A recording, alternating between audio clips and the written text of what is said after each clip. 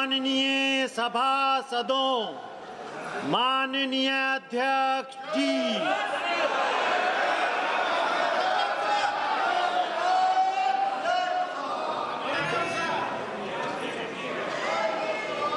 Item number 1, माननीय वित्त मंत्री श्रीमती निर्मला सीतारमन जी।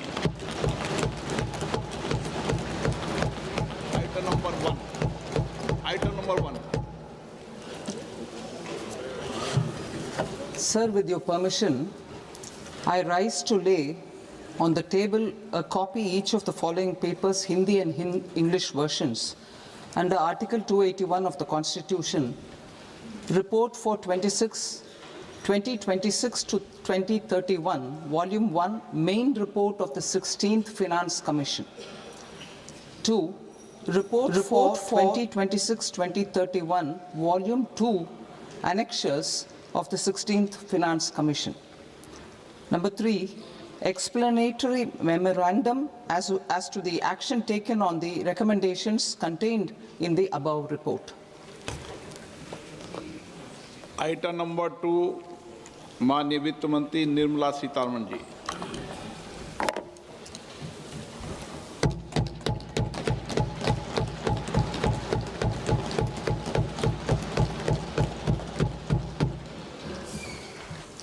Honorable Speaker, sir, on the sacred occasion of Magh Purnima and the birth anniversary of Guru Ravidas, I present the budget for the year 2026-2027. Since we assumed office 12 years ago, India's economic trajectory has been marked by stability, fiscal discipline, sustained growth, and moderate inflation. This is the result of conscious choices we have made, even in times heightened uncertainty and disruption.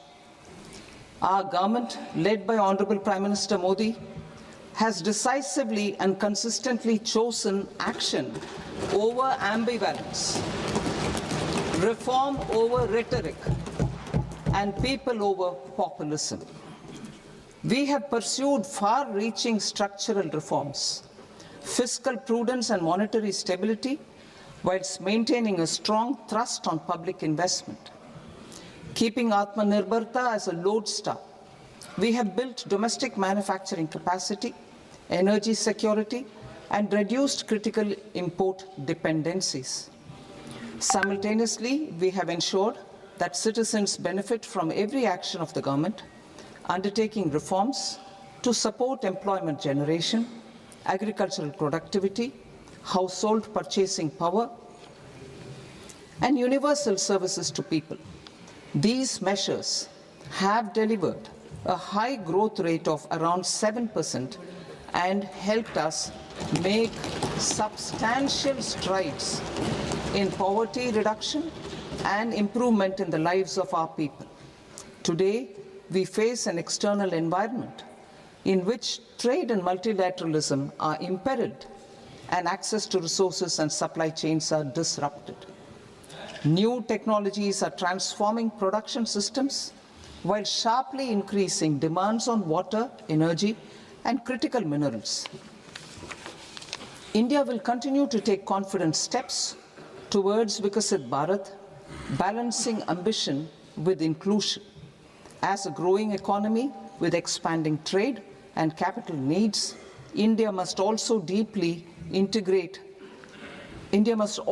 remain deeply integrated with global markets, exporting more and attracting stable long-term investment.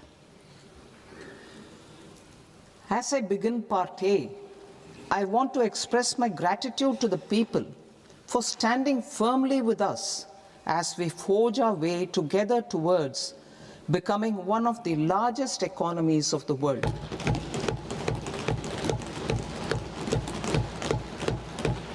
Our aim is to transform aspiration into achievement and potential into performance as we ensure that the dividends of growth reach every farmer, the scheduled caste, the scheduled tribes, the nomads, the youth, the poor, and the women. In Vikasit Bharat Young Leaders Dialogue 2026, several innovative ideas were shared with our Prime Minister, which have inspired many of the proposals, making this a unique Yuva Shakti-driven budget. Our government's sankalp is to focus on our poor, underprivileged, and the disadvantaged. To deliver on this sankalp, and given that this is the first budget prepared in Kartavya Bhavan, we are inspired by three Kartavya. Our first Kartavya is to accelerate and sustain economic growth by enhancing productivity and competitiveness and building resilience to volatile global dynamics.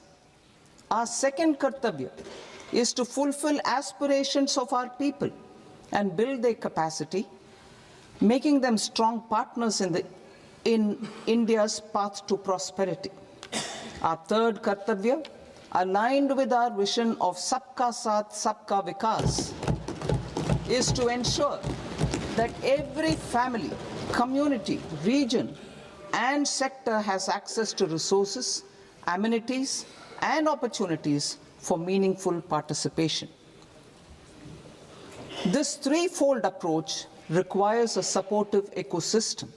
The first requirement is to sustain the momentum of structural reforms, continuous, adaptive, and forward-looking.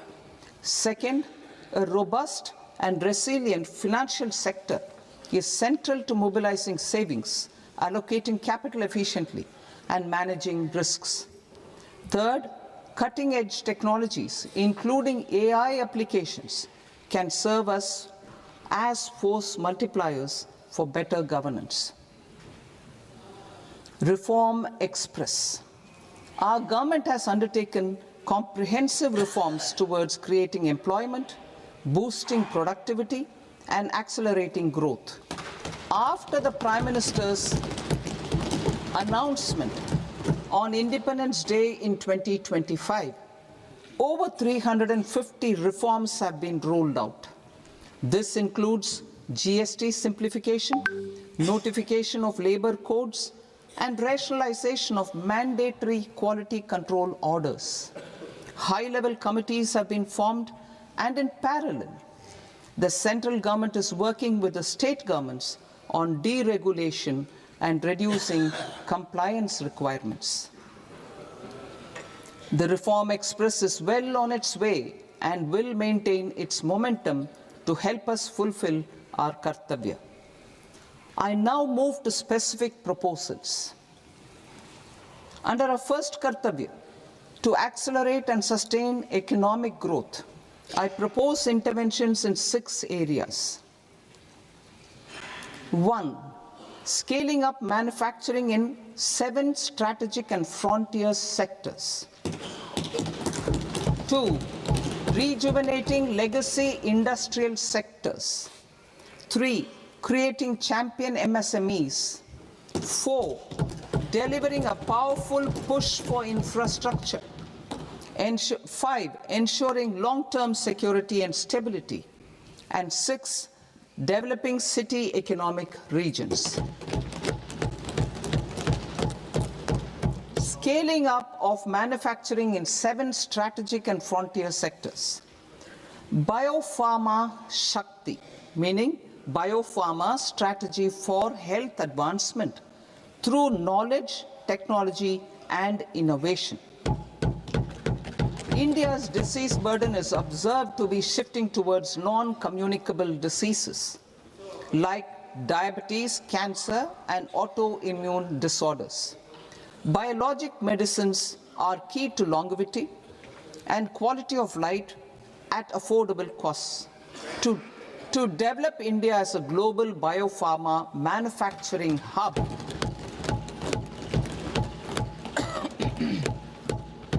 I propose the Biopharma Shakti with an outlay of 10,000 crores over the next 5 years.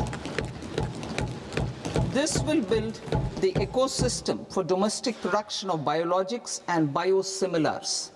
The strategy will include a biopharma-focused network with 3 new national institutes of pharmaceutical education and research, popularly known as NIPERs, and upgrading 7 existing ones. It will also create a network of 1,000 accredited India clinical trials sites. We propose to strengthen the Central Drug Standard Control Organization to meet global standards and approve timeframes through and approval timeframes through a dedicated scientific review cadre and specialists. India's Semiconductor Mission 1.0 expanded India's semiconductor sector capabilities. Building on this, we will launch ISM 2.0 to produce equipment and materials, design full-stack Indian IP, and fortify supply chains. We will also focus on industry-led research and training centers to develop technology and skilled workforce. The Electronics Components Manufacturing Scheme, launched in April 2025 with an outlay of 22,919 crores, already has investment commitments at double the targets. We propose to increase the outlay to 40,000 crores to capitalize on this momentum.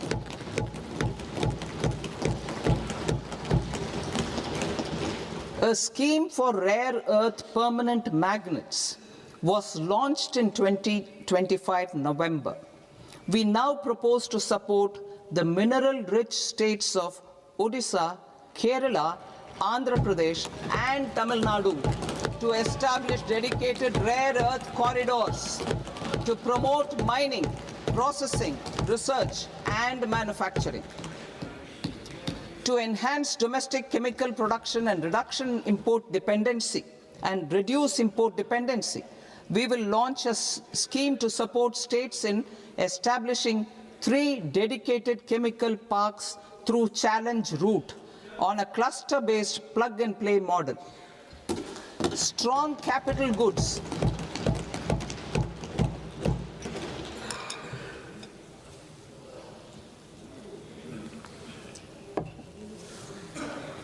Strong capital goods capability is a determinant of productivity and quality across different sectors.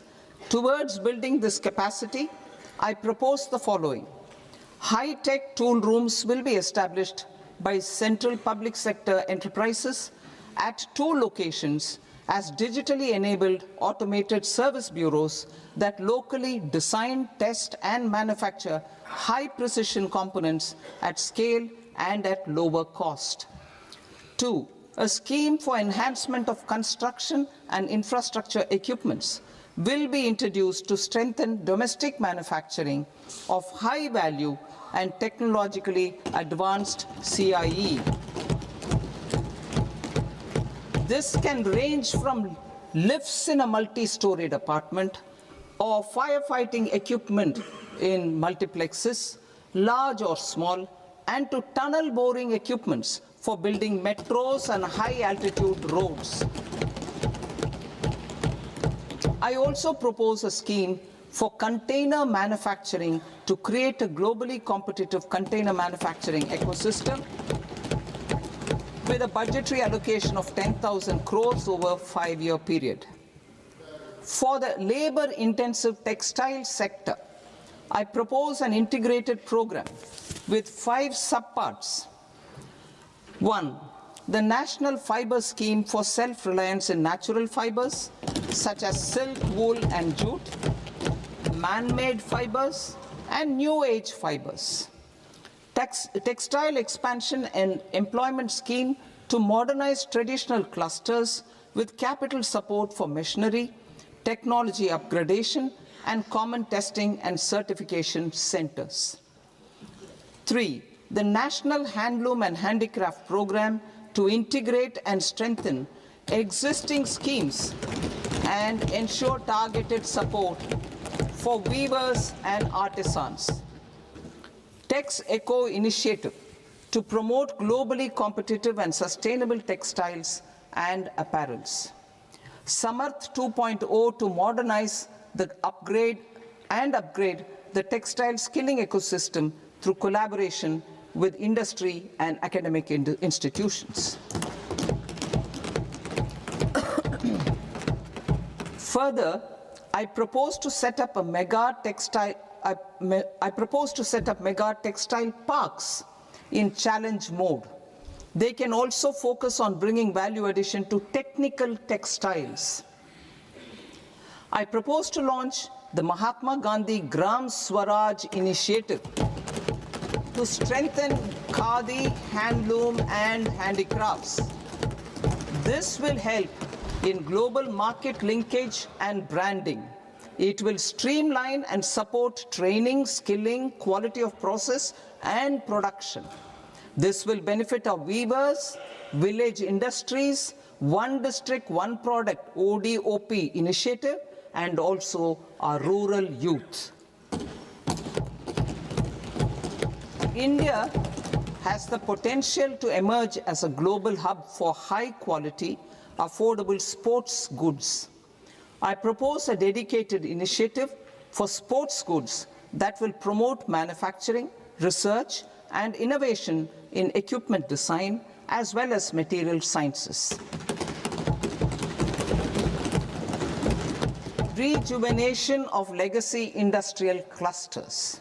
I propose to introduce a scheme to revive 200 legacy industrial clusters to improve their cost competitiveness and efficiency through infrastructure and technology upgradation.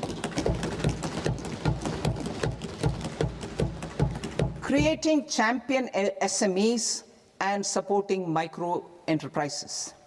Recognizing MSMEs as a vital engine of growth, I propose a three-pronged approach to help them grow as champions. Equity support. I propose to introduce a dedicated 10,000 crores SME growth fund to create future champions, incentivizing enterprises based on select criteria. I also propose to top up the Self-Reliant India Fund set up in 2021 with 2,000 crores to continue support to micro enterprises and maintain their access to risk capital. Liquidity support. With TREDS, more than 7 lakh crore has been made available to MSMEs. To leverage its full potential, I propose 4 measures. 1. Mandate TREDS as the transaction settlement platform for all purchases from MSMEs by CPSEs, serving as a benchmark for other corporates. 2. Introduce a credit guarantee support mechanism through CGTMSE for invoice discounting on TREDS platform. 3. Link GEM with TREDS for sharing information with financiers about government purchases from MSMEs, encouraging cheaper and quicker financing. 4. Introduce TREDS receivables as asset-backed securities, helping develop a secondary market, enhancing liquidity and settlement of transactions. Professional support. Government will facilitate professional institutions such as the ICAI, ICSI, ICMAI to design short-term modular courses and practical tools to develop a cadre of corporate mitras, especially in Tier 2 and Tier 3 towns. These accredited para-professionals will help MSMEs meet compliance requirements at affordable costs. Infrastructure. During this past decade, our government has undertaken several initiatives for large-scale enhancement of public infrastructure, including through new financing instruments such as Infrastructure Investment Trust in WITS and Real Estate Investment Trust REITs, and institutions like NIIF and NABFID. We shall continue to focus on developing infrastructure in cities with over 5 lakh population, that is tier 2, tier 3 cities, which have expanded to become growth centers. Public capital expenditure has increased manifold from 2 lakh crore in 2014-15 to an allocation of 11.2 lakh crore in BE 25-26. In this coming year, that is financial year 2026-27, I propose to increase it to 12.2 lakh crores to continue the momentum. To strengthen the confidence of private developers regarding risks during infrastructure development and construction phase, I propose to set up an infrastructure risk guarantee fund to provide prudentially calibrated partial credit guarantee to lenders. Over the years, RITES have emerged as a successful instrument for asset monetization. I propose to accelerate recycling of significant real estate assets of the CPSEs through the setting up of dedicated RITES. To promote environmentally sustainable movement of cargo, I propose to 1. Establish new dedicated freight corridors connecting Dankuni in the east to Surat in the west. Operationalize 20 new national waterways over the next 5 years. Starting with National Waterways 5 in Orissa to connect mineral-rich areas of Talcher and Angul and industrial centers like Kalinga Nagar to the ports of Paradeep and Dhamra. Training institutes will be set up as regional centers of excellence for development of required manpower for these waterways. This will benefit youth in the entire stretch of the waterways to train and acquire skills. Further, a ship repair ecosystem catering to inland waterways will also be set up at Varanasi and Patna. And C, launch a coastal cargo promotion scheme for incentivizing a modal shift from rail to road to increase the share of inland waterways and coastal shipping from 6% to 12% by 2047. To enhance last mile and remote connectivity and promote tourism, I propose to give incentives to indigenize manufacturing of seaplanes. A seaplane VGF scheme will be also introduced to provide support for operations. Carbon capture, utilization and storage. Aligning with the roadmap launched in December 2025, the carbon capture,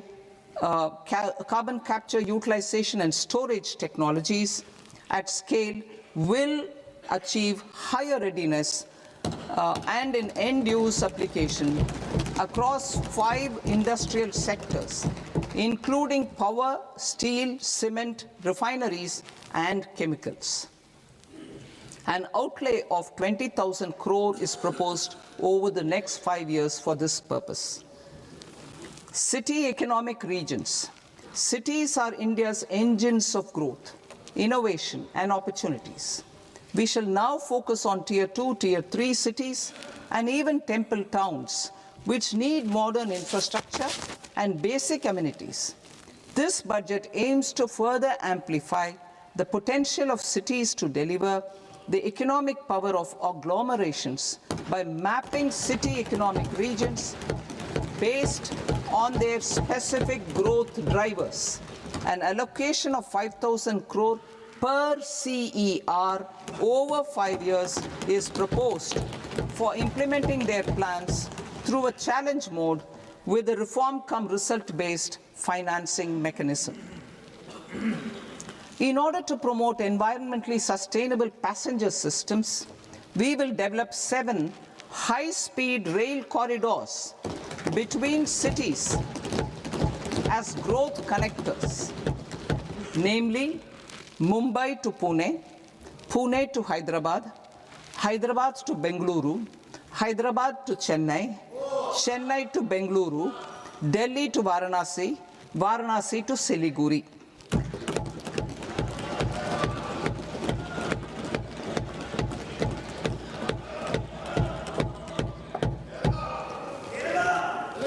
Financial sector. The Indian banking sector today is characterized by strong balance sheet, historic highs in profitability, improved asset quality, and coverage exceeding 98% of villages in the country. At this juncture, we are well placed to futuristically evaluate the measures needed to continue on the path of reform-led growth of this sector. I propose setting up a high-level committee on banking for Vikasit Bharat. High-level committee on banking for Vikasit Bharat to comprehensively review the sector and align it with India's next phase of growth, while safeguarding financial stability, inclusion, and consumer protection. The vision for NBFCs for Vikasit Bharat has been outlined with clear targets for credit disbursement and technology adoption in order to achieve scale and improve efficiency in the public sector NBFCs. As a first step, it is proposed to restructure the Power Finance Corporation and Rural Electrification Corporation.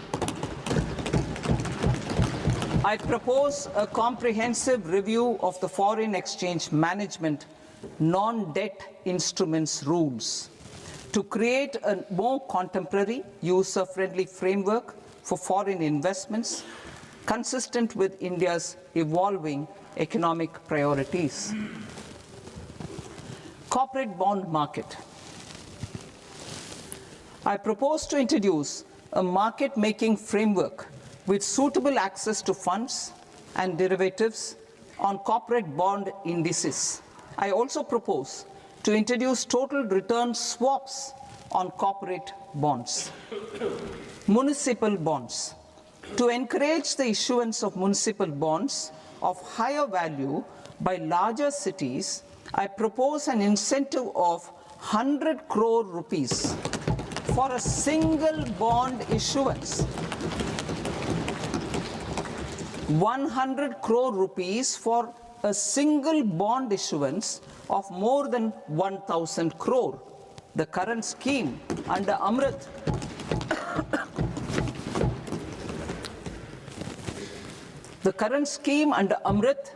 which incentivizes issuances up to 200 crores only, will also continue to support smaller and medium towns. That will also continue to support the smaller and medium towns. Ease of doing business.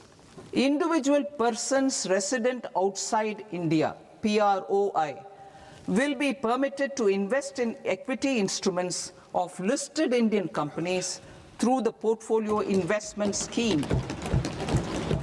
It is also proposed to increase the investment limit for an individual PROI under the scheme from 5% to 10%, with an overall investment limit for all individual PROIs to 24% from the current 10%. Emerging technologies including AI. 21st century is technology-driven.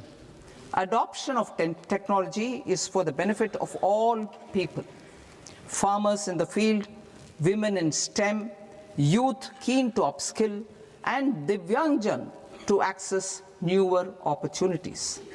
The government has taken several steps to support new technologies through AI Mission, National Quantum Mission, Anusandhan National Research Fund, and Research and Development and Innovation Fund. Our second kartavya is to fulfill aspirations and build capacities. Close to 25 crore individuals have come out of multi-dimensional poverty through a decade of our government's sustained and reform-oriented efforts.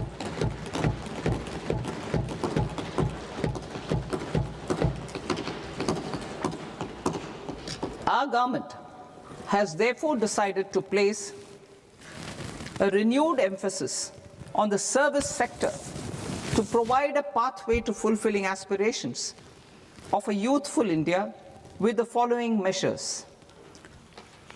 I propose to set up a high-powered education to employment and enterprises standing committee to recommend measures that focus on services sector as a core driver of Vikasit Bharat.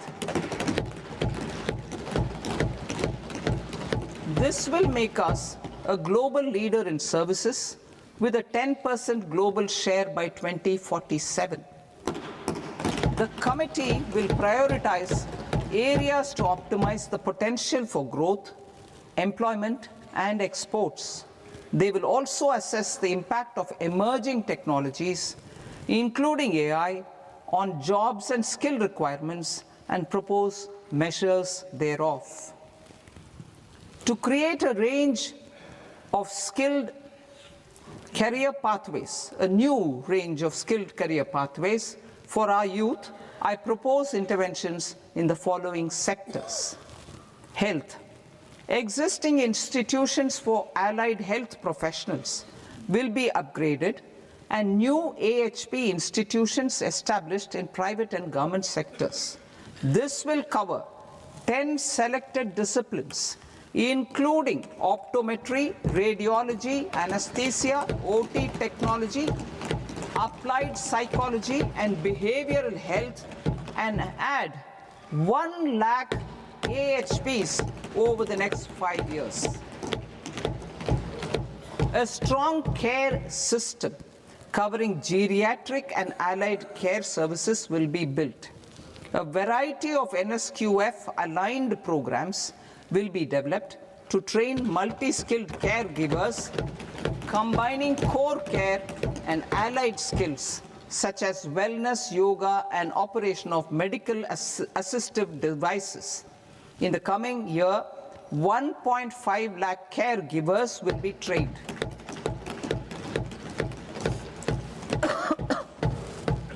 Hubs for medical value tourism.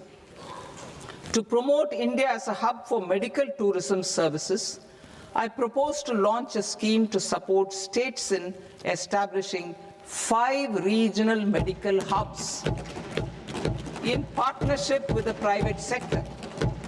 These hubs will serve as integrated healthcare complexes that combine medical, educational, and research facilities. They will have Ayush centers, medical value tourism facilitation centers, and infrastructure for diagnostics, post-care, and rehabilitation. These hubs will provide diverse opportunities, job opportunities for health professionals, including doctors and AHPs. Ancient Indian yoga, already respected in several parts of the world, was given a mass global recognition when Honorable Prime Minister took it to the UN. Post-COVID, Ayurveda gained a similar global acceptance and recognition. Exporting quality Ayurveda products helps farmers who grow the herbs and youth who process the products. To meet growing global demand, a few more steps are being taken. I propose to 1. Set up 3 new All India Institutes of Ayurveda. 2.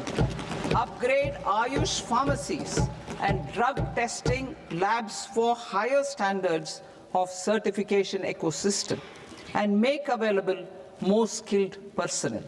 3. Upgrade the WHO Global Traditional Medicine Center in Jamnagar to bolster evidence-based research, training, and awareness for traditional medicine.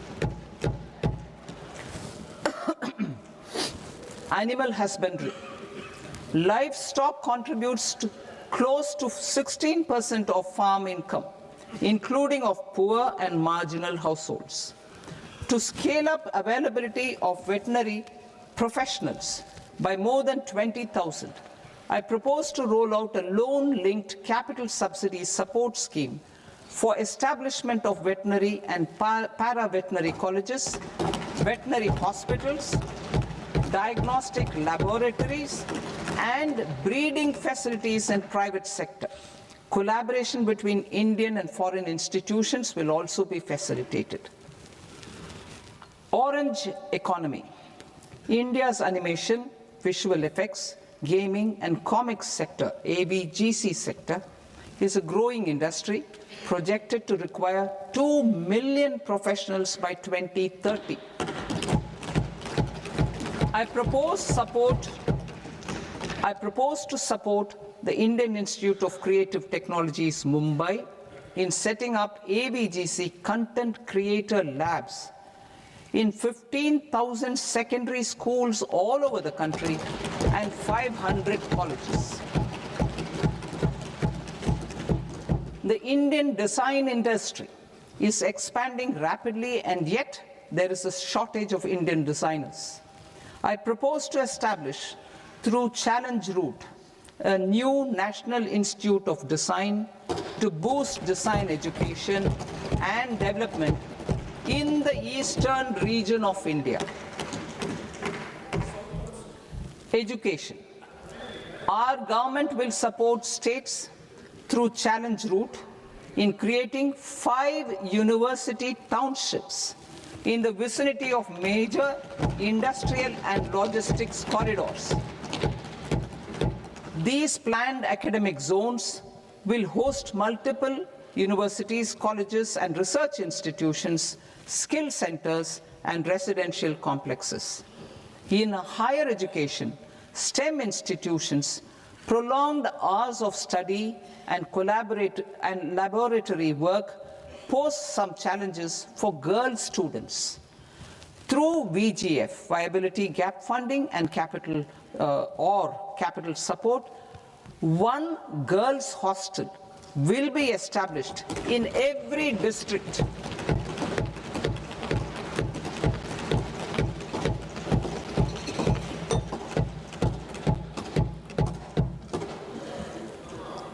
To promote astrophysics and astronomy via immersive experiences, 4 telescope infrastructure facilities will be set up or upgraded. The National Large Solar Telescope, the National Large Optical Infrared Telescope, the Himalayan Chandra Telescope, and the Cosmos 2 Planetarium. Tourism. The tourism sector has the potential to play a large role in the employment generation, forex earnings, and expanding the local economy. I propose to set up a National Institute of Hospitality by upgrading the existing National Council for Hotel Management and Catering Technology. It will function as a bridge between academia, industry, and government. I also propose a pilot scheme for upskilling 10,000 guides in 20 iconic tourist sites through a standardized, high-quality, 12-week training course in hybrid mode in collaboration with the Indian Institute of Management. A national destination digital knowledge grid will be established to digitally document all places of significance, cultural, spiritual, and heritage. This initiative will create a new ecosystem of jobs for local researchers, historians, content creators, and technology partners. India has the potential and opportunity to offer world-class trekking and hiking experience. We will develop ecologically sustainable mountain trails in Himachal Pradesh, Uttarakhand, and Jammu Kashmir. Also in Araku Valley in the Eastern Ghats, and Podigai Malai in the Western Ghats. Turtle trails along key nesting sites in the coastal areas of Odisha, Karnataka and Kerala. And 3. Bird watching trails along the Pulikat Lake in Andhra Pradesh, Tamil Nadu. It's on the border. Under the visionary leadership of Honorable Prime Minister, we established the International Big Cat Alliance in 2024. This year, India is hosting the first ever Global Big Cat Summit, where heads of governments and ministers from 95 range countries will deliberate on collective strategies for conservation. Heritage and culture tourism. I propose to develop 15 archaeological sites, including Lothal, Dolavira, Rakigadi, Adichanallur, Saranath, Hastinapur, and Leh Palace into vibrant experiential cultural destinations. Excavated landscapes will be open to the public through curated walkways. Immersive storytelling skills and technologies will be introduced to help conservation labs, interpretation centers, and guides. The sports sector provides multiple means of employment, skilling, and job opportunities. Taking forward the systematic nurturing of sports talent which is set in motion through the Khelo India program earlier, I propose to launch a Khelo India mission to transform the sports sector over the next decade. The mission will facilitate an integrated talent development pathway supported by training centers which are foundational, intermediate, and elite levels. B. Systematic development of coaches and support staff. C. Integration of sports science and technology. D. Competitions and leagues to promote sports culture and provide platforms. And E. Development of sports infrastructure for training and competition. Our third Kartavya aligns with our vision of Sabka Saath Sabka Vikas towards Vikasit Bharat.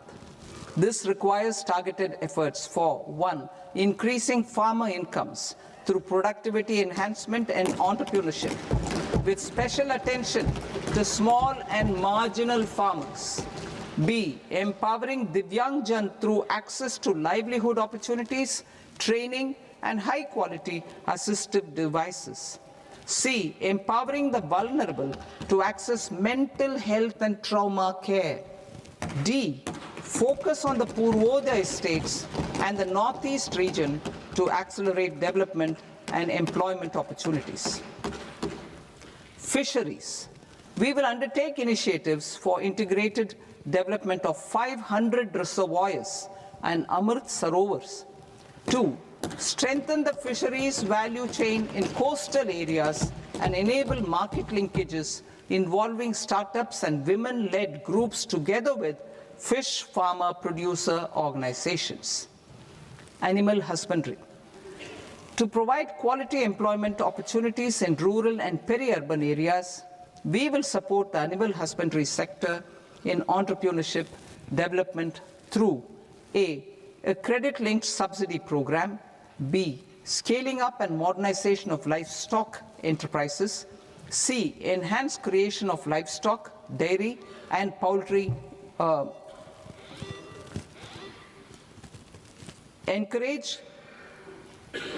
read that again. Enhanced creation of livestock, dairy, and poultry-focused integrated value chains.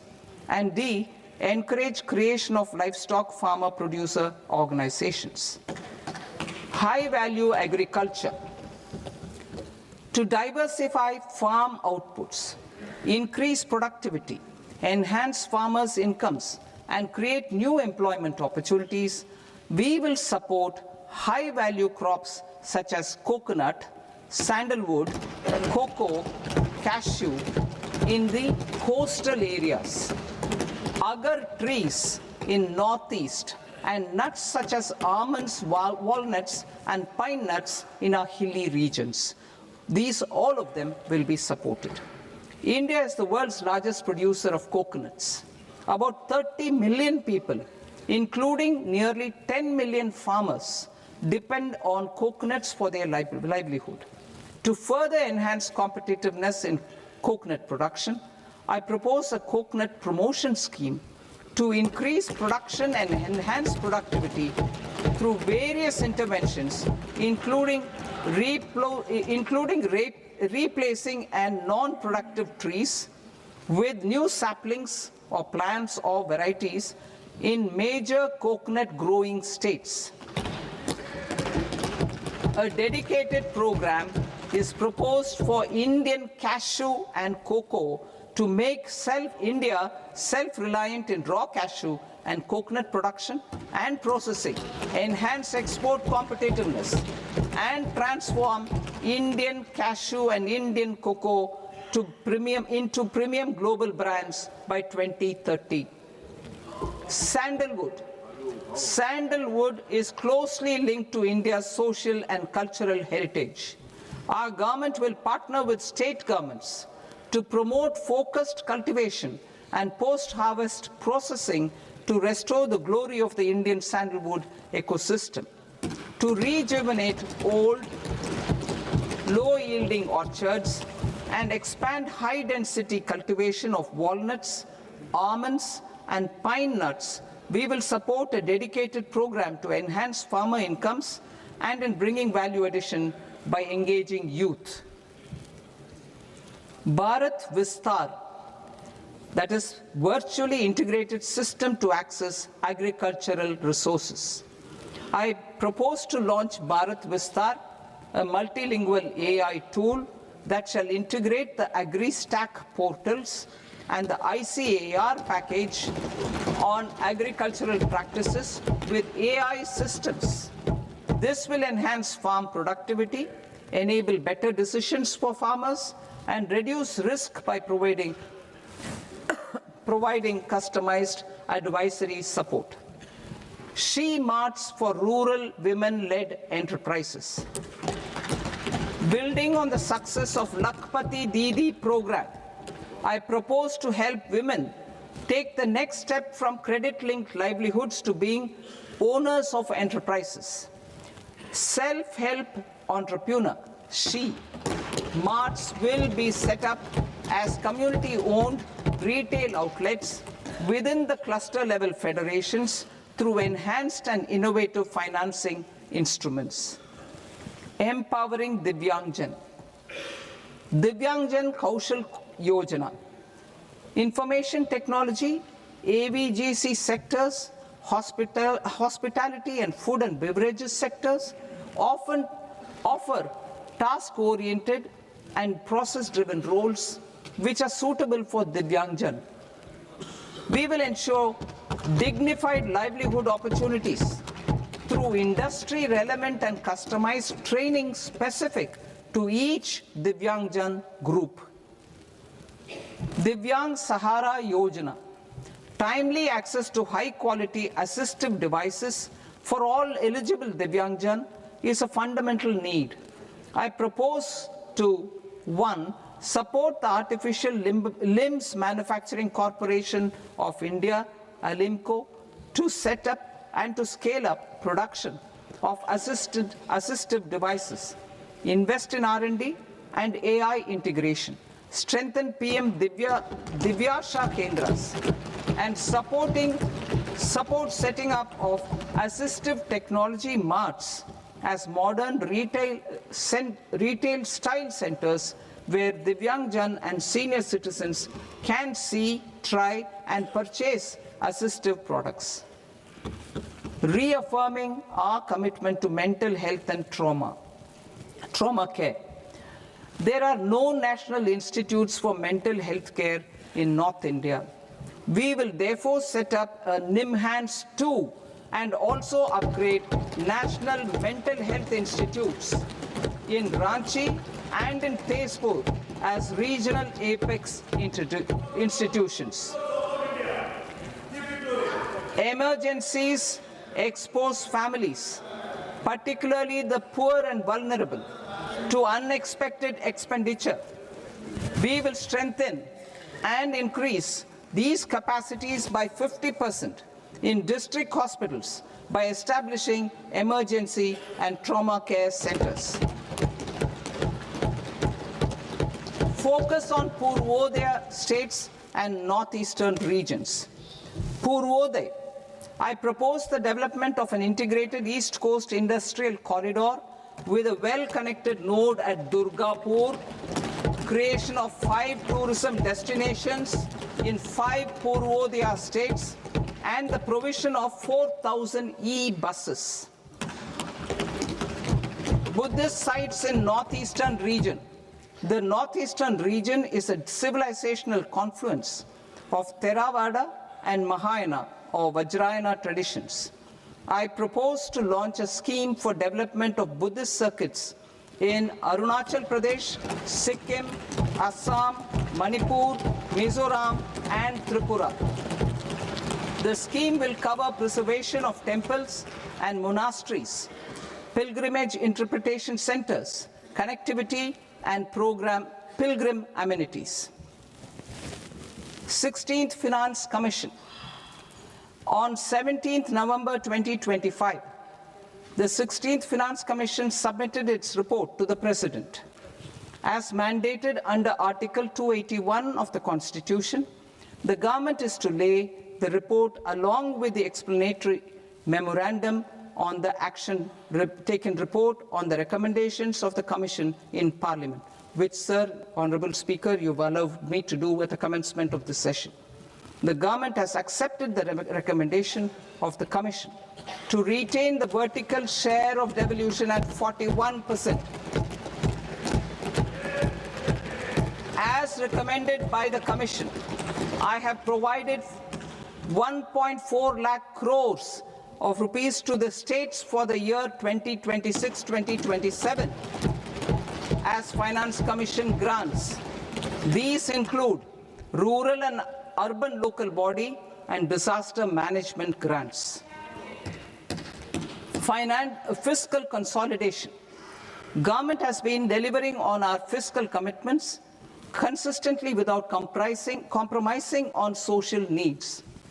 To strive towards accepted standards of fiscal management in Budget 25-26, I had indicated that the central government would target reaching a debt to GDP ratio of 50 plus or minus 1% by 2030-31.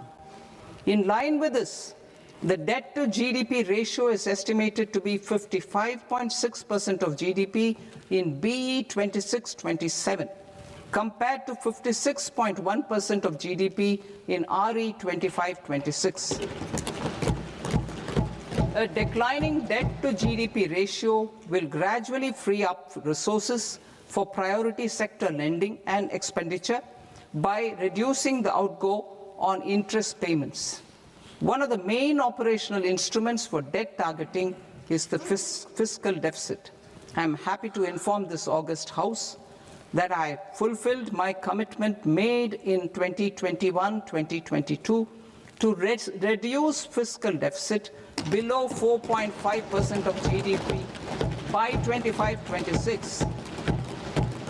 In RE 25-26, the fiscal deficit has been estimated at par with BE of 2025-26 at 4.4% of GDP.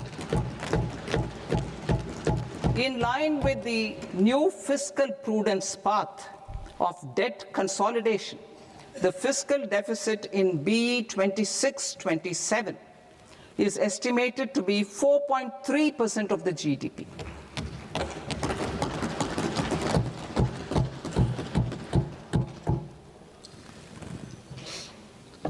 The revised estimates of the non-debt receipts are 34 lakh crore rupees, of which the centre's net tax receipts are 26.7 lakh crore.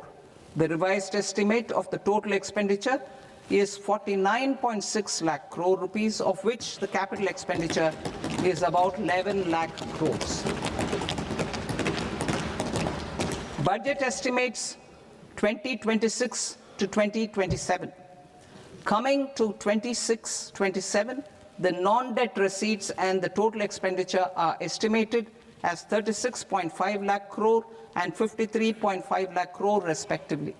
The centre's net tax receipts are estimated at 28.7 lakh crore rupees. To finance the fiscal deficit, the net market borrowings from dated securities are estimated at 11.7 lakh crore rupees. The balance financing is expected to come from small savings and other sources. The gross market borrowings are estimated at 17.2 lakh crore rupees. I'll now move to Part B. Part B, direct taxes.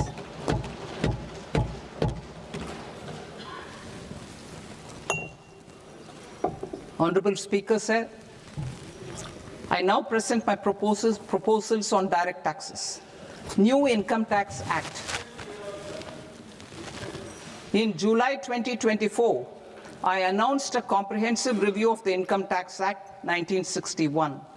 This was completed in a record time, and the Income Tax Act 2025 will come into effect from 1st April 2026.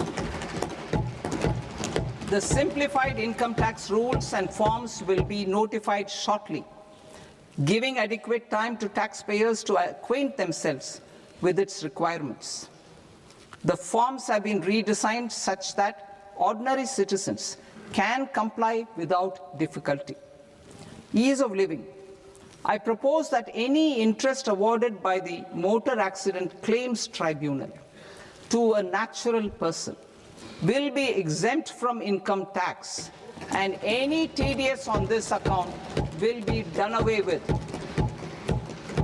I propose to reduce TCS rate on the sale of overseas tour program package from the current 5% and 20% to 2% without any stipulation of amount. I propose to reduce TCS rate for pursuing education and for medical purposes under the Liberalized Remittance Scheme, popularly known as LRS, from 5% to 2%. Supply of manpower services is proposed to be specifically brought within the ambit of payment to contractors for the purpose of TDS to avoid ambiguity. Thus, TDS on these services will be at the rate of either 1% or 2% only. I propose a scheme for small taxpayers, wherein a rule-based automated process will enable obtaining a lower or nil deduction certificate instead of filing an application with the assessing officer. For the ease of taxpayer holding securities in multiple companies, I propose to enable depositories to accept Form 15G or Form 15H from the investor and provide it directly to various relevant companies. I propose to extend time available for revising returns from 31st December to up to 31st March with the payment of a nominal fee. I also propose to stagger the timeline for filing of tax returns. Individuals with ITR 1 and ITR 2 returns will continue to file till 31st July, and non-audit business cases or trusts are proposed to be allowed time till 31st August. TDS on sale of immovable property by a non-resident is proposed to be deducted and deposited through resident buyers and his or her PAN-based challan instead of requiring a TAN, which is a temporary accounting number. To address practical issues of small taxpayers like students, young professionals, tech employees, relocated NRIs, and such others, I propose to introduce a one-time 6-month foreign asset disclosure scheme for these taxpayers to disclose income or assets below a certain size. This scheme would be applicable for two categories of taxpayers, namely A, who did not disclose their overseas income or assets, and B, who disclosed their overseas income and or paid due tax but could not declare the asset acquired. For category A, the limit of undisclosed income or asset is proposed to be up to 1 crore rupees. They need to pay 30% of fair market value of asset or 30% of undisclosed income as tax and 30% as additional income tax in lieu of penalty and would thereby get immunity from prosecution. For category B, asset value is proposed to be up to 5 crore rupees. Here, immunity from both penalty and prosecution will be available with a payment of fee of 1 lakh rupees. Rationalizing penalty and prosecution. Multiplicity of proceedings are hindrance to the ease of doing business. I propose to integrate assessment and penalty proceedings by way of a common order for both. There will be no interest liability on the taxpayer on the penalty amount for the period of appeal before the first appellate authority, irrespective of the outcome of appeal process. Further, quantum of prepayment is being reduced from 20% to 10% and will continue to be calculated only on core tax demand. As an additional measure for reducing litigation, I propose to allow taxpayers to update their returns even after reassessment proceedings have been initiated, and an additional 10% tax rate over and above the rate applicable for the relevant year. The assessing officer will then use only this updated return in his proceedings. There is already a framework for immunity from penalty and prosecution in the cases of underreporting. I propose to apply this framework for immunity to misreporting too. However, in such a case, the taxpayer will need to pay 100% of the tax amount as an additional income tax over and above the tax and interest due. Penalties for certain technical defaults, such as failure to get accounts audited, non-furnishing of transfer pricing audit report, and default in furnishing statement for financial transactions are proposed to be converted into fee.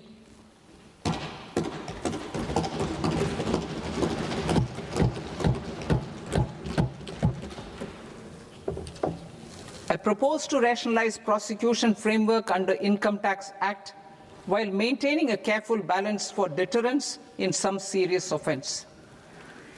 Non-production of books of account and documents and requirement of TDS payment where payment is made in kind are being decriminalized. Further, minor offences will attract fine only. The remaining prosecutions will be graded commensurate with the quantum of offence. They will entail only simple imprisonment with maximum imprisonment reduced to 2 years and power to courts to convert even those into fines. There is no penalty. There is no penalty presently for non-disclosure of non-immovable foreign assets with aggregate value less than 20 lakh rupees. I propose to also provide them with immunity from prosecution with retrospective effect from 1/10/2024.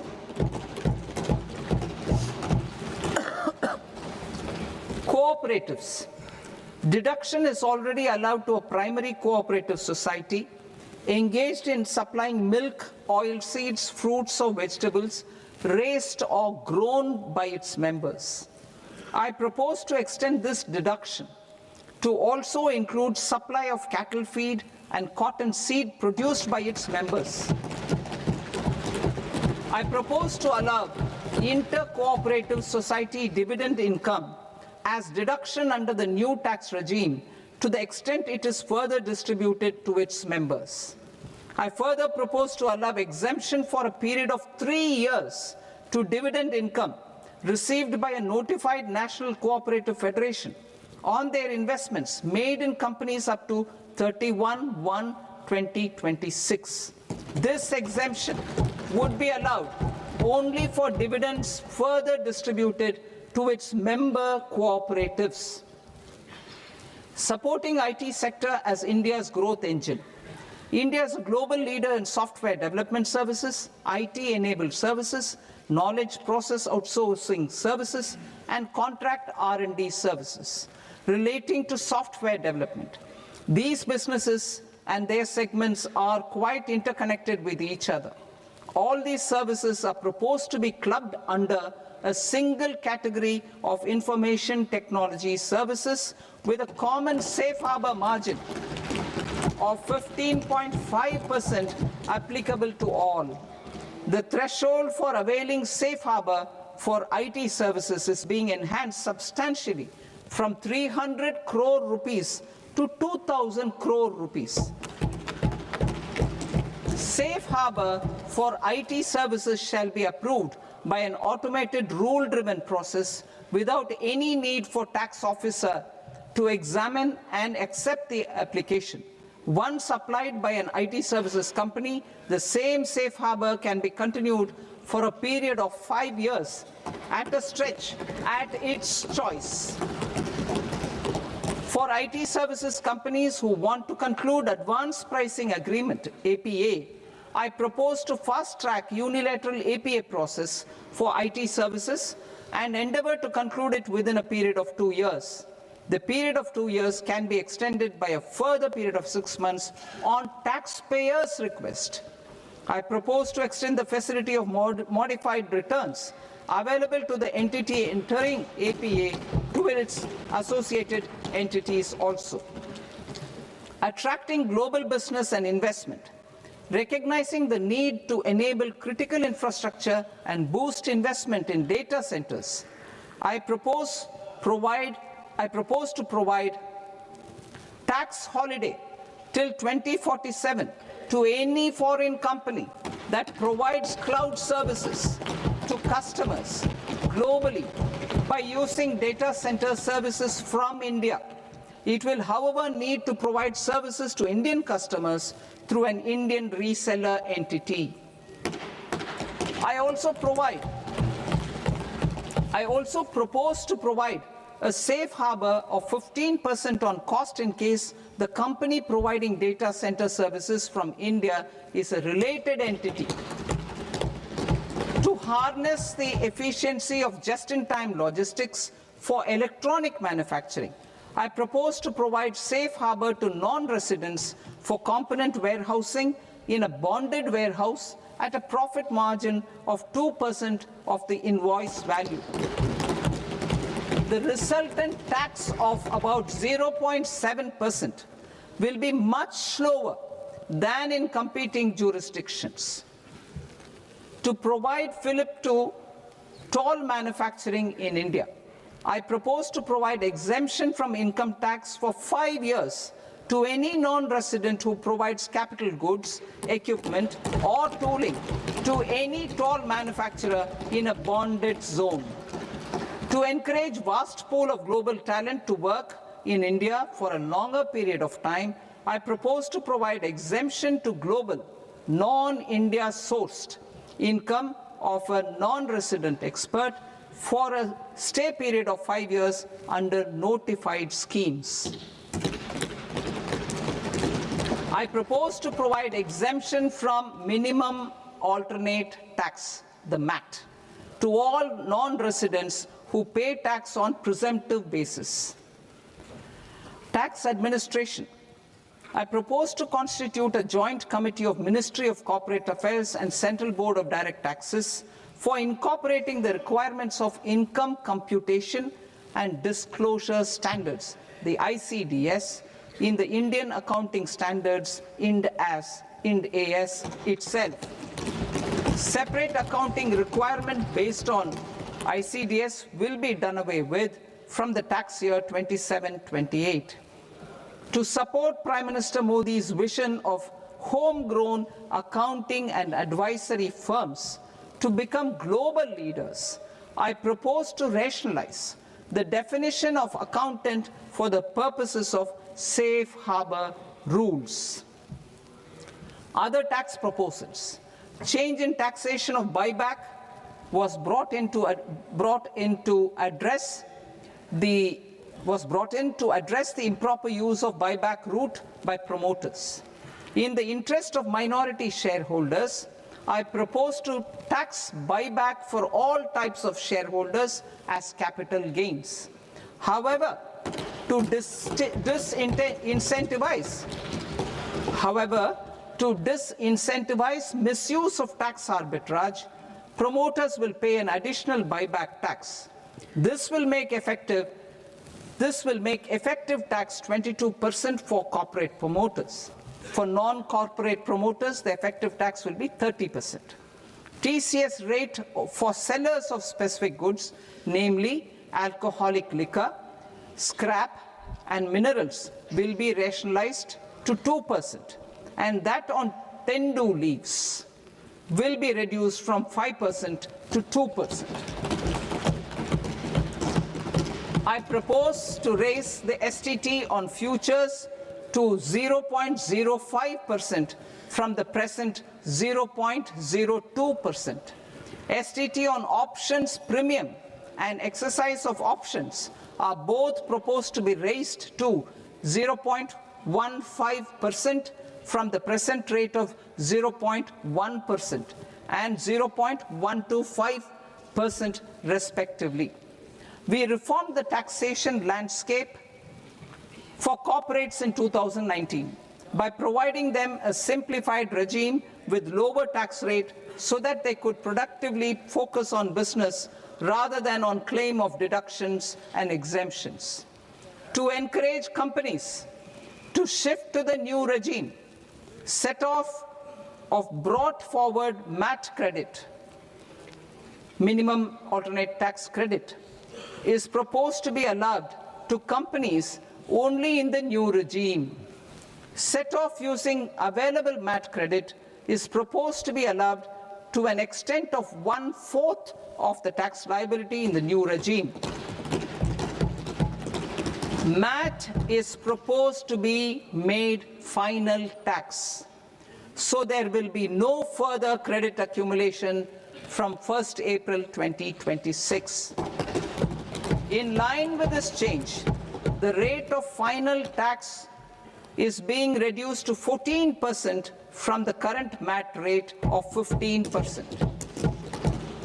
The brought forward MAT credit of taxpayers accumulated till 30th March 2026 will continue to be available to them for set-off as above. Indirect taxes. I shall now take up proposals related to indirect taxes. My proposals for customs and central excise aim to further simplify the tariff structure, support domestic manufacturing, promote export competitiveness, and correct inversion in duty. To continue weeding out long-continuing customs duty exemptions, I propose to remove certain exemptions on items which are being manufactured in India or where the imports are negligible. Similarly, to further simplify the process of ascertaining the rate of duty applicable on a particular item, I propose to incorporate certain effective rates in various customs notifications to the tariff schedule itself. I shall now take up sector-specific proposals. Promotion of exports of marine, leather, and textile products. I propose to increase the limit for duty-free imports of specified inputs used for processing seafoods for export from the current 1% to 3% of FOB value of the previous year's export turnover. I also propose to allow duty-free imports of specified inputs, which is currently available for exports of leather or synthetic footwear, to exports of shoe uppers as well. I propose to extend the time period for export of final product from the existing 6 months to 1 year for exporters of leather or textile garments, leather or synthetic footwear, and other leather products. Energy transition and security. I propose to extend the basic customs duty exemption given to capital goods used for manufacturing lithium-ion cells for batteries to those used for manufacturing lithium-ion cells for battery energy storage systems also. I propose to exempt basic customs duty on import of sodium antimonate for use in manufacture of solar glass. Nuclear power. I propose to extend the existing basic customs duty exemption on imports of goods required for nuclear power projects till the year 2035 and expand it for all nuclear plants irrespective of their capacity. Critical minerals. It is proposed to provide basic customs duty exemption to the import of capital goods required for the processing of critical minerals in India. Biogas blended CNG. I propose to exclude the entire value of biogas while calculating the central excise duty payable on biogas blended CNG. Civil and defense aviation. I propose to exempt basic customs duty on components and parts required for the manufacture of civilian training and other aircrafts. It is proposed to exempt basic customs duty on raw materials imported for the manufacture of parts of aircraft to be used in maintenance, repair, or overall requirements by units in the defense sector. Electronics. To deepen value addition in the consumer electronics sector, I propose to exempt basic customs duty on specified parts used in the manufacture of microwave ovens. Special economic zone. To address the concerns arising about utilization of capacity by manufacturing units in the special economic zones due to global trade disruptions, I propose as a special one-time measure to facilitate sales by eligible manufacturing units in SEZs to the domestic tariff area at concessional rates of duty. The quantity of such sales will be limited to a prescribed proportion of their exports. Necessary regulatory changes will be undertaken to operationalize the measures while ensuring level playing field for the units working in the DTA. Ease of living. To rationalize the customs duty structure for goods imported for personal use, I propose to reduce the tariff rate on all dutiable goods imported for personal use from 20% to 10%. To provide relief to patients, particularly those suffering from cancer, I propose to exempt basic customs duty on 17 drugs or medicines. I propose also to add 7 more rare diseases for the purposes of exempting import duties on personal imports of drugs, medicines, and food for special medical purposes used in their treatment. Customs process. India's role and share in the global trade is poised for a major leap in line with our ambition and journey towards Vikasit Bharat. In this regard, I propose many measures for custom processes to have minimal intervention for smoother and faster movement of goods and greater certainty to the trade. Trust-based systems. I propose to enhance duty deferral period for Tier 2 and Tier 3 authorized economic operators, known as AEOs, from 15 days to 30 days. I propose to provide eligible manufacturer importers the same duty deferral facility. This should encourage them to get themselves accredited as a full-fledged Tier 3 AEO in due course. To provide greater certainty and for better business planning, I propose to extend validity period of advance ruling binding on customs from the present 3 years to 5 years. In the spirit of the whole of government approach,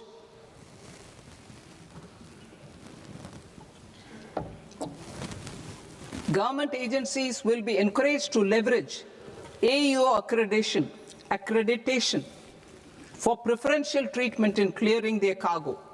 Regular importers with trusted long-standing supply chains will be recognized in the risk system so that the need for verification of their cargo every time can be minimized. Export cargo using electronic sealing. Export cargo using electronic sealing will be provided through clearance from the factory premises to the ship. For import of goods not needing any compliance, filing of bill of entry by a trusted importer and arrival of goods will automatically notify customs for completing their clearance formalities. This will enable goods to be released immediately on arrival. The customs warehouse framework will be transformed into a warehouse operator-centric system with a self-declarations, electronic tracking, and risk-based audit. These reforms will move away from the current system of officer-dependent approvals and reduce transaction delays and compliance costs. Ease of doing business. Approvals required for cargo clearance from various government agencies will be seamlessly processed through a single and interconnected digital window by the end of the financial year. Processes involved in clearance of food, drugs, plant, and animal and wildlife products, accounting for about 70% of interdicted cargo, will be operationalized on this system by April 2026 itself. For goods not having any compliance requirement, clearance will be done by customs immediately after online registration is completed by the importer, subject to the payment of duty. Customs integrated system will be rolled out in 2 years as a single integrated and scalable platform for all customs processes. Utilization of non-intrusive scanning with advanced imaging and AI technology for risk assessment will be expanded in a phased manner with the objective to scan every container across all the major ports. New export opportunities to support Indian fishermen to fully harness the economic value of marine resources beyond our territorial waters. The following measures will be taken. A. Fish catch by an Indian fishing vessel in exclusive economic zone or on the high seas will be made free of duty.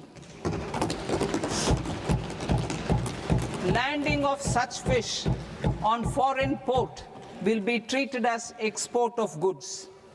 Safeguards will be put in place to prevent misuse during fish catch, transit, or transshipment. To support aspirations of India's small businesses, artisans, and startups to access global markets through e-commerce, I am pleased to announce complete removal of the current value cap of 10 lakh rupees per consignment on courier exports. In addition, handling of rejected and returned consignments will be improved with effective use of technology for identifying such consignments. I propose to revise provisions governing baggage clearance during international travel to address genuine concerns of passengers. The revised rules will enhance duty-free allowances in line with the present-day travel realities and provide clarity in temporary carriage of goods brought in or taken out. There are honest taxpayers who are willing to settle disputes by paying all their dues. but they get deterred due to negative connotation associated with penalty. They will now be able to close cases by paying an additional amount in lieu of penalty. Honorable Speaker, sir, with this, I commend the budget to this august House. Jai Hind.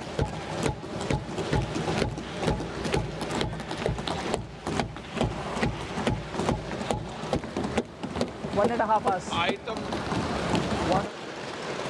Item number 3 माननीय वित्त मंत्री जी।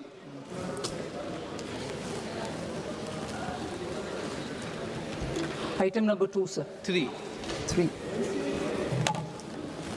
Sir, with your permission, I rise to lay on the table of the following statements under Section 3(1) of the Fiscal Responsibility and Budget Management Act of 2003. Medium-term fiscal policy cum fiscal policy strategy statement and macroeconomic framework statement. Item number 4 माननीय वित्त मंत्री जी। Sir, with your permission, I move for leave to introduce the Finance Bill 2026. प्रश्न ये कि विधेयक को पुनर्स्थापित करने की अनुमति प्रदान की जाए। जो सदस्य इस पक्ष में हाँ गए, जो सदस्य विरोध में ना गए, मेरे विचार में निर्णय हाँ वालों के पक्ष में हाँ वालों के पक्ष में अनुमति प्रदान की जाती है। माननीय मंत्री जी, आप विधेयक पूरे स्थापित करें। Sir, I introduce the bill. माननीय सदस्यगण, आपको सूचित किया जाता है कि माननीय वित्त मंत्री जी के बजट भाषण की कॉपी पब्लिकेशन काउंटर पर ली जाती है। बजट भाषण और बजट से संबंधित दस्तावेज आपके मोबाइल फोन और मेंबर पोर्टल्स पर ही उपलब्ध है। सभा की कार्रवाई कल सोमवार दिनांक 2 फरवरी 2026 को प्राप्त 11 बजे तक के लिए स्थगित की जाती है।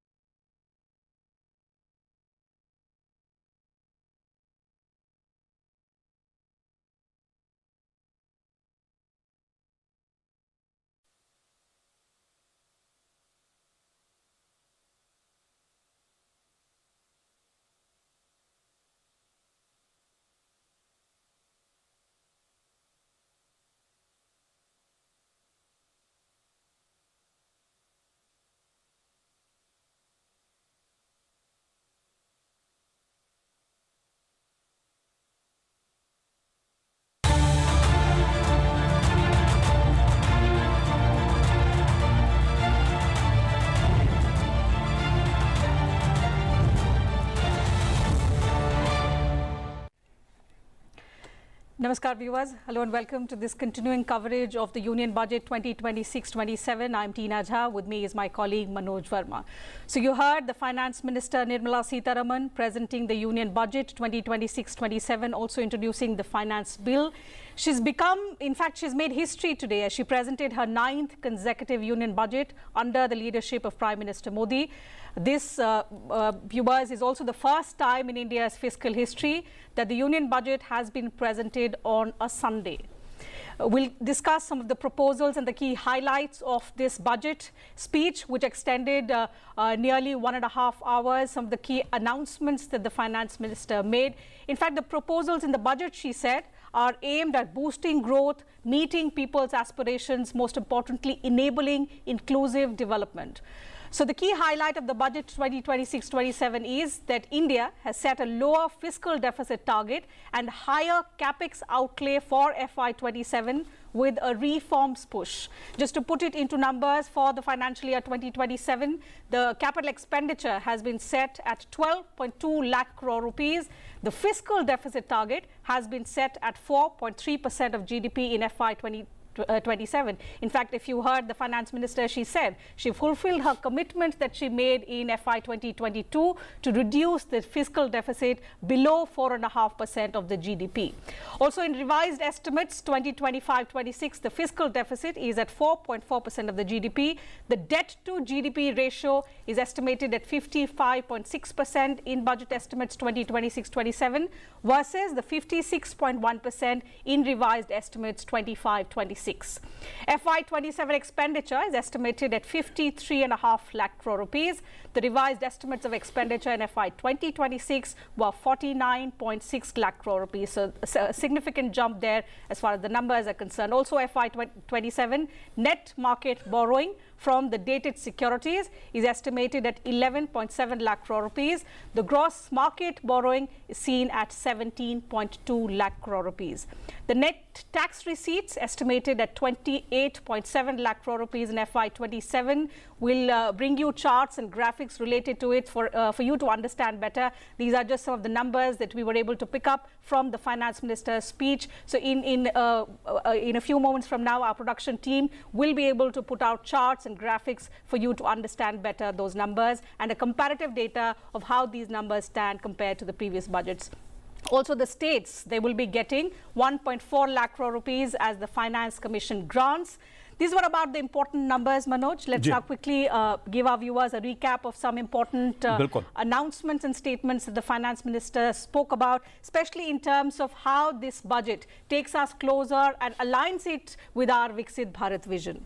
जी बिल्कुल टीना जी, अगर आज के बजट की हम बात करें, जिस तरह निर्मला सीतारमण जी ने अपना बजट पेश किया है और 3 कर्तव्य खास तौर से बताए हैं सरकार के, और ये 3 कर्तव्य जो हैं वो विकसित भारत का एक रोड मैप सरकार ने प्रस्तुत किया है देश के सामने कि कैसे सरकार जो है देश की आर्थिक स्थिति को मजबूत करेगी, उसको लेकर काम करेगी। साथ ही जो जन आकांक्षा हैं, मतलब जन आकांक्षाओं से मतलब शिक्षा, स्वास्थ्य, जो आम आदमी से जुड़ी पहलू हैं, उन पर कैसे काम करेगी। इसी प्रकार सरकार ने 3 अपने कर्तव्यों के साथ देश को विकसित भारत के रोड मैप पर ले जाने का अपनी इच्छा प्रकट इस बजट के माध्यम से निर्मला सीतारमण जी ने की है। जाहिर तौर पे बजट में गांव, गरीब, किसान सरकार की प्राथमिकता में है। साथ ही शिक्षा और स्वास्थ्य को सरकार ने बूस्ट करने का काम किया है। देश के इंफ्रास्ट्रक्चर पर भी सरकार का खासा फोकस रहा है। बायो फार्मा सेक्टर के लिए सरकार ने अपने खजाने का मुंह खोला है और सेमीकंडक्टर को लेकर भी सरकार ने कई महत्वपूर्ण ऐलान इसमें किए हैं। हम जो पॉइंट्स हैं बजट के, उन पे चर्चा करेंगे अपने खास मेहमानों के साथ टीना, और दर्शकों को बताने की कोशिश करेंगे कि इस बजट का संदेश क्या है, मायने क्या हैं। Certainly, as Manoj rightly said, the contour, the overview of the budget is that the Finance Minister, under the leadership of the Prime Minister, has proposed interventions in 6 areas. And the budget revolves around these 6 areas, which includes scaling up manufacturing is in 7 strategic and frontier sectors. The FM spoke about rejuvenating legacy industrial sectors, creating champion MSMEs, again, key driver of our growth. So special attention has been given to that sector as well. Also delivering a powerful push for infrastructure. So in addition to expanding some of the already existing schemes, there are several key announcements, new announcements that the Finance Minister has also made in this regard. Ensuring long-term security and stability. And another key dimension that you will find in the budget is developing city economic regions. So we'll discuss with experts who are joining us in the studio. We'll also have industry leaders join us virtually to talk about what they think about the budget and, most importantly, how it aligns with our Viksit Bharat roadmap. Joining us are 2 guests in the studio. So let's begin the program by introducing them to you. Delighted to welcome Dr. Aman Agarwal, Director, Indian Institute of Finance, and Dr. Sabyasachi Saha, Associate Professor, RIS. Thank you, gentlemen, for joining us on the program. To begin with you, Professor Agarwal, how would you sum up the budget? Let's begin the program with that. No, I think the budget has laid down the path for a $5 trillion economy, and the Viksit Bharat program of the government of India in terms of introducing not only growth but also the growth which can be felt by the common man. I think almost all segments of the society have been touched upon. The capex has been kept almost consistent to bring in growth and the stability in the economy, and the fiscal prudence which this government has introduced for almost over a decade now is reaping fruits, as the Honorable Finance Minister also pointed out that her commitment has met grounds of keeping it below 4.5% and targeting further down going forward. I think the GDP numbers in the last 2 quarters have shown clearly that the 7.4% projected in the economic survey might even get surpassed if we are able to get a